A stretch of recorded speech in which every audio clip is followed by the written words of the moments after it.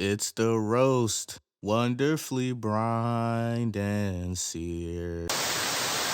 For those who saw last week's video, I normally use December as a chance to look back into the year and not only let you know what I watched, but also recommend shows you maybe haven't heard of or didn't get a chance to see. I did the same thing with 2022, 2023, that year didn't happen, we don't talk about that. Now I'm back for 2024. Once just called Atarashi anime adaptations, now simply the best anime of 2024, because no other list matters except mine. Last week was winter, this week is spring. So let's get into it. Roll intro.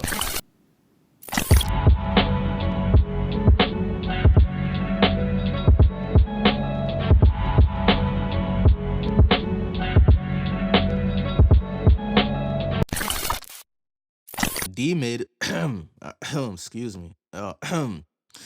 Demon Slayer, the series that took the anime community by storm back in 2019 and made a huge impact in the industry, returned yet again for the Hashira training arc. And because the arc is only a handful of chapters, it's stretched in the anime with filler woven throughout. So great. It's just so amazing. It's so great. I love that. Every season when Demon Slayer airs, it usually starts off very slow and towards the end intensifies when whatever demon comes into play. The Hashira training arc switches it up for the first time in its anime run. Think of it like a roller coaster. Seasons 1 through 3, you start off at the bottom, inching slowly to the top. Once you reach the top, you look at the bottom as the conflict is about to happen and BAM! You're enjoying the ride. Season 4, you immediately start at the highest point, but as you go down, the ride jerks constantly. And when the conflict in the end does happen, you're on the bottom of the hill just waiting for the ride to finish. What's the future for Demon Slayer? Well, originally, it was planned for the last arc to be adapted into 3 separate movies, cause we gotta milk this property for all it's worth. Let's not be Bakas now, alright? It seems like plans have changed and it may be one big final movie. More news is set to be announced at Jump Festa 2025 in a couple weeks, so we'll see. Honestly, they should've went that route with the Hashira arc since it wasn't that much material to work with. During the early years of its serialization, Kaiju number 8 was one of New Gen manga's brightest stars, being one of Jump Plus's big 3 heavy hitters alongside Spy Family and Dandadan. So it was only right for Kaiju number 8 to receive an anime adaptation, done by Production IG. Kafka is a guy in his 30s, way past his prime, working in a kaiju cleanup crew. But with the help of a new hire, Reno, he has aspired to once again go for his dream and catch up with his childhood friend. On a cleanup mission, Kafka and Reno encounter a kaiju which puts both of them in the hospital. It's at this point where Kafka swallows a kaiju and is now able to transform into one himself. While Kaiju number 8 is a good series, a lot of factors come into play as to why it wasn't as big as it could have been. First, I think it would have benefited with 24 episodes. In my opinion, 12 episodes kills any hype for shonen anime especially. That's just me though. 2. Despite the popularity of the manga early on, the initial hype began to die down after the first few arcs, and this was way before announcements of an anime were even official. These next 2 points are nitpicks, but here we go. 3. This is something I didn't like when they were revealed, and I still stand by my initial feelings. I hate the character designs. The manga art style is so unique, it would have been cool to see that animated for the series. But no, let's get Naruto's character designer and just see what happens. And what happens is the cast looking like derpy Naruto OCs. Let's be real here. What art style would you rather want to see animated? My point exactly. Lastly, I was not a fan of the opening or ending.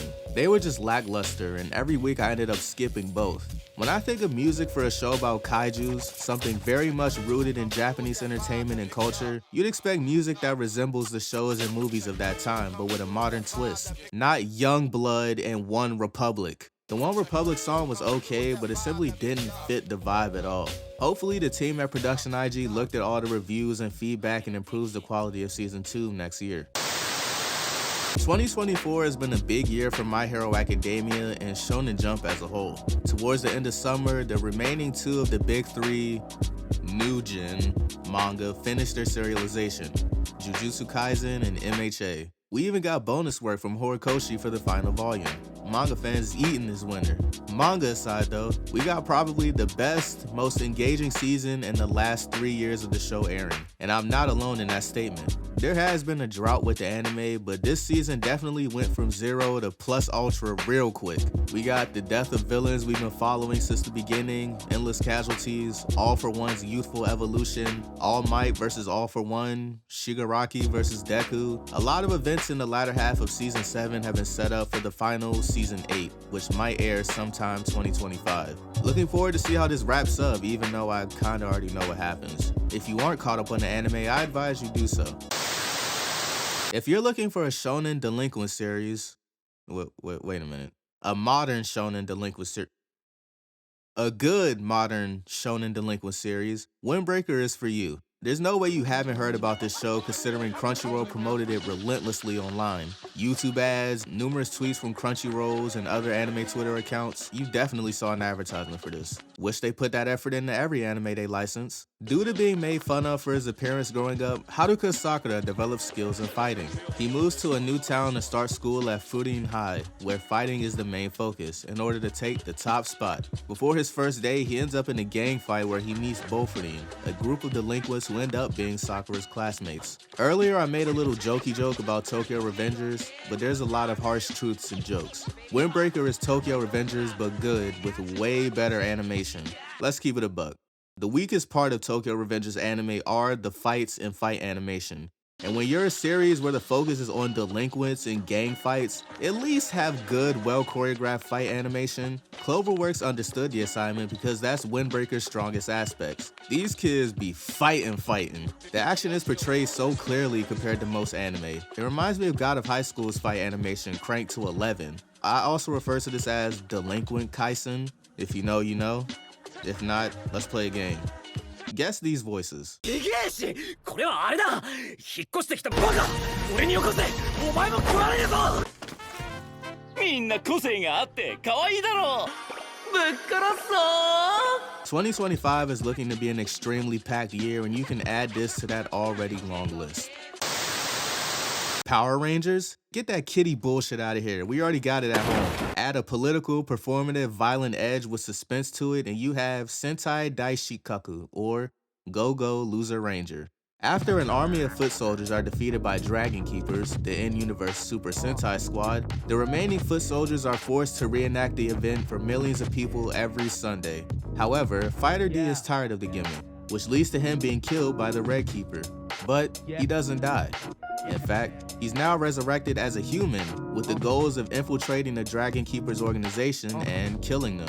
With the help of one of the Yellow Keeper's rangers, Yumeko, they collect each Keeper's divine tool in order to do just that. This was a fresh take on the Super Sentai genre, subverting any expectation I had going into the show. Everything about the show caught my eye prior to episode 1 being released, most notably the art style.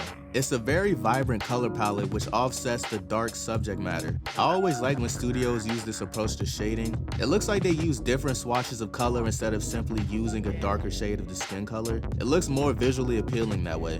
I also like the more violent, realistic approach they took with the series. The director mentioned he took heavy inspiration from The Boys. I think the most notable showcase of this is the dinner meeting scene where Red Keeper just outright kills his assistant and continues to eat with blood all over him and the food. Like, my jaw literally dropped when that happened. Eyes were fully glued to the screen. In my head, I was like, oh, this shit y'all like different. This series was one of the few sleeper shows of spring due to it being in Disney jail. I don't know how well it did with Japanese viewership on the platform, but over here in the West, any anime that streams on Disney Plus, no one hears about. It happened with Summertime Rendering, it happened with Heavenly Delusion, it happened here, and happened with the next series on this list.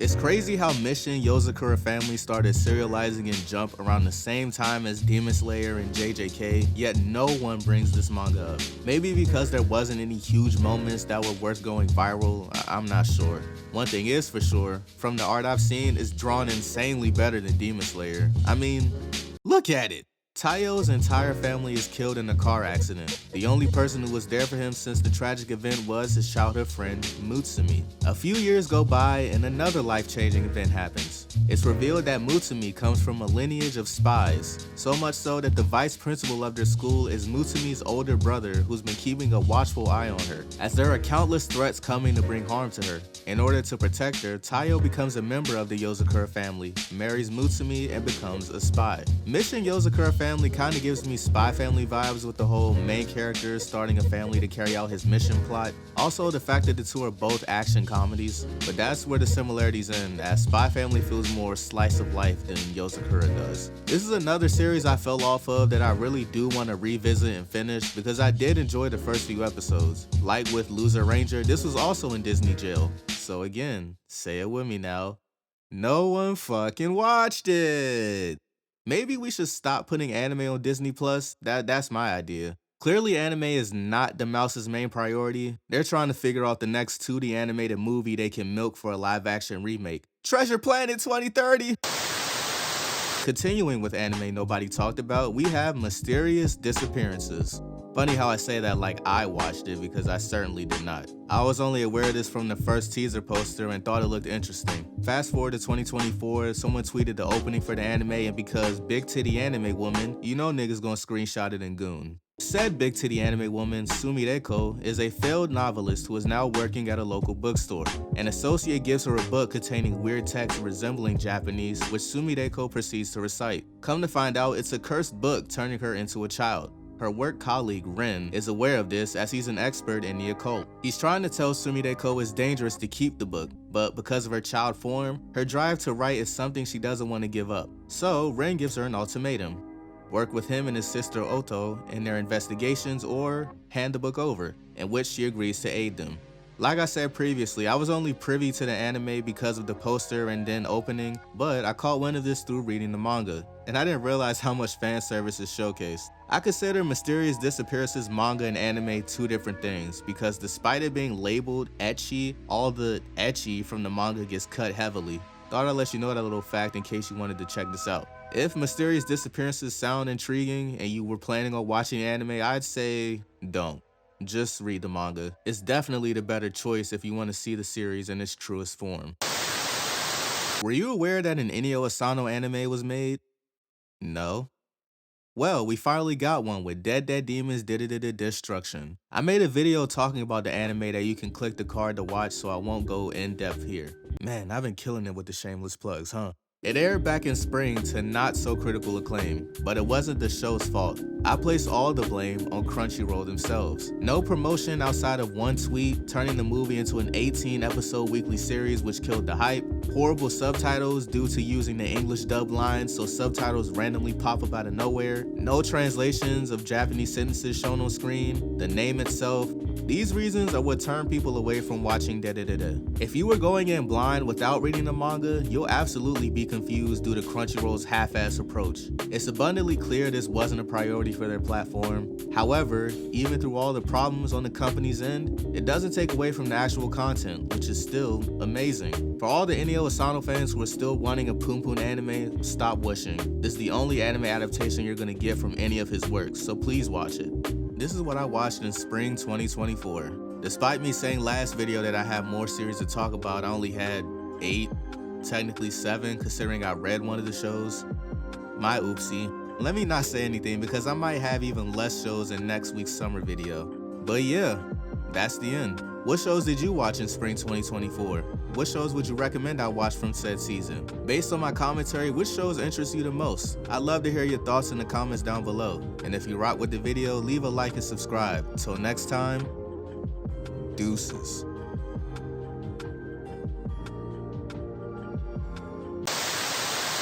I don't need no one else. With you, don't need no one else. Round her, I can lift my bells. Finally, I can be myself. Ay, finally.